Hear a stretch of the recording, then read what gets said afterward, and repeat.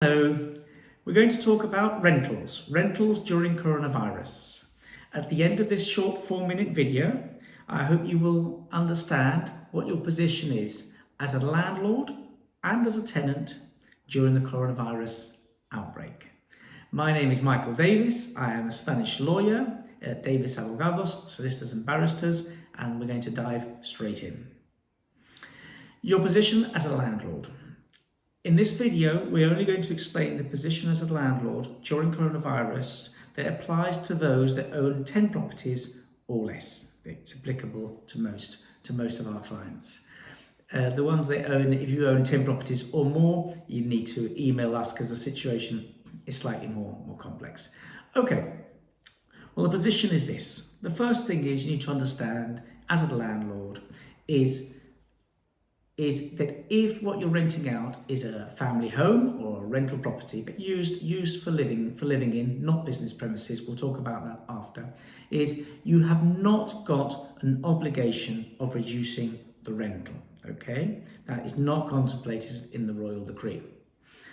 Now, what you do have an obligation is to not evict a tenant during the national emergency. In other words, if they stop paying, you can not evict them at this moment. It doesn't mean that that the debt would not increase and that you can't claim it later on, but you cannot evict them now.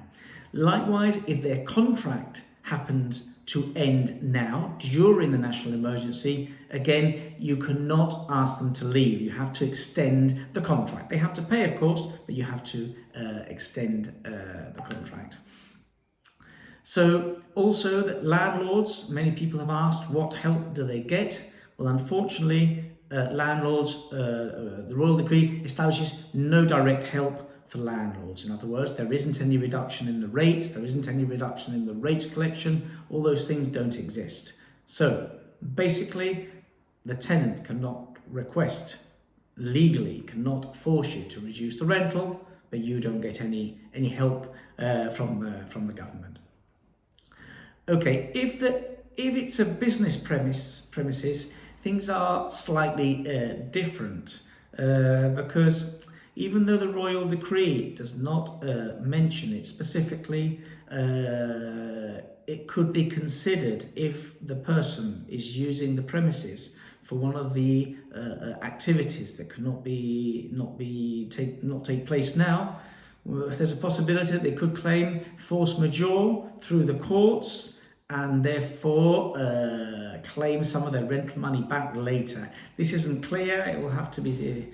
It's going to be hit and miss a little bit. We'll see what happens when all this ends. In the meantime, tenants should keep paying their landlord for their business premises, but there is a possibility of a claim later. So as a landlord, maybe you need to just take this into account if your tenant asks you for a reduction in the rental.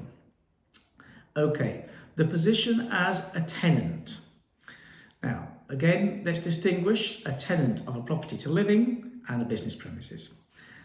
If it's a property to living, you cannot by law obligate the owner of the property to reduce your rental. That possibility does not exist. If he wants to do it in his own goodwill, good, but there is no legal obligation, and this is what everybody is asking. Now, what help can you get? Okay, if you are what's considered a vulnerable tenant, that in Spain is quite restrictive. It's someone that has basically is unemployed, or if they're still employed, that they've got a big reduction in income, and that their income in all cases is less than €1,600 for the family unit. What you get is there's no direct help. In other words, no money gets paid to you for free, if you like. But what you can do is you can go to your bank and request a loan. The bank will grant the loan because those loans are being bonded by the administration. That's what the royal decree establishes. So you will be able to get a loan, and with that you can continue paying your normal rental to your landlord. But you do have to pay that money back. The bank will grant it because it's bonded. Now, the royal decree establishes that at a future later date, they may contemplate direct help to those people that have taken out these loans to help them pay the loan back. But definitely don't count on that. It's something that may happen in the future. Now, if you are a tenant of a business premise, let's say that you've got a small business and your landlord refuses to reduce the rental because, he just refuses to do so, even though you, because of the national emergency, cannot actually keep your shop open or your other, whatever business it is, open.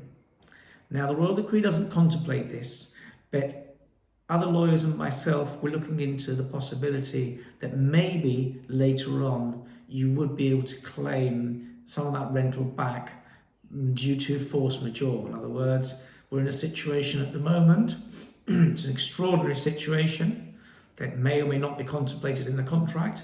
And if it's not, there may be an angle to claim some of that money back from your landlord.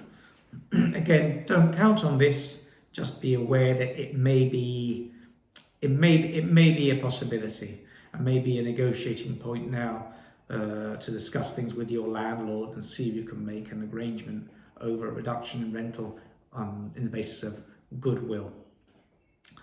I think that's it really for today. I hope you found this video useful, and that now, whether you're a landlord or a tenant, you know what your rights and obligations are during the coronavirus. Thank you.